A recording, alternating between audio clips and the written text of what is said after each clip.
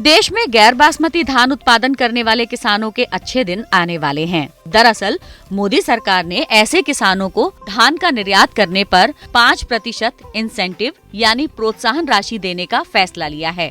सरकार ने किसानों की आय बढ़ाने की दिशा में काम करना शुरू कर दिया है और एक नई नीति बनाई है। नीति है एग्रीकल्चर एक्सपोर्ट नीति। इस नीति के चलते गन्ने पर रहने वाले पश्चिमी यूपी के किसानों के लिए चावल उत्पादन के क्षेत्र में अधिक संभावनाएं दिखाई दे रही हैं। पश्चिमी यूपी में बासमती और गैर बासमती धान के निर्यात की अधिक संभावनाएं हैं।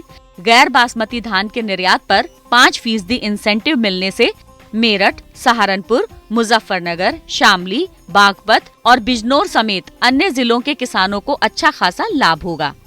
और तो और इन जिलों में नए भंडारण केंद्र भी बनाए जाएंगे। यहीं से चावलों को खेत से लाया जाएगा और निर्यात करने वाली सभी व्यवस्थाएं भी की जाएंगी। अब तक होता तो ये था कि निर्यात अधिक होने पर किसानों को चावल का रेट कम मिलने लगता था, क्योंकि चावल अधिक हो जाता था। निर्यात करने की भी एक लिमिट होती थी, लेकिन अब ना ही रेट कम होगा और ना ही अधिक निर्यात करने पर कोई रोक लगाई जाएगी।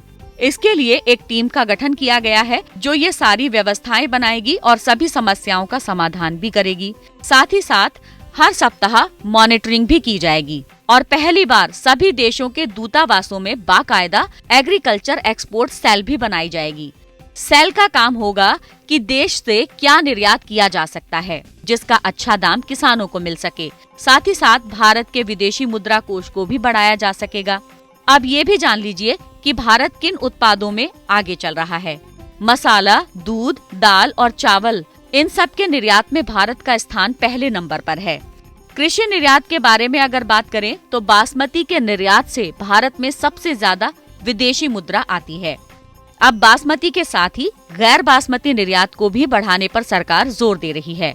और तो और सरकार अब गन्ना प्रोडक्ट को निर्यात करने पर भी विचार कर रही है। सरकार का उद्देश्य यूपी के गन्ना, आम और चावल उगाने वाले किसानों को संपन्न बनाना है। इसके लिए बाकायदा समय समय पर किसानों को जागरूक भी किया जाएगा। देखिए ग्रीन टीवी यूट्यूब पर भी, बस सब्सक्राइब करें और बेल आइकन दबाएं।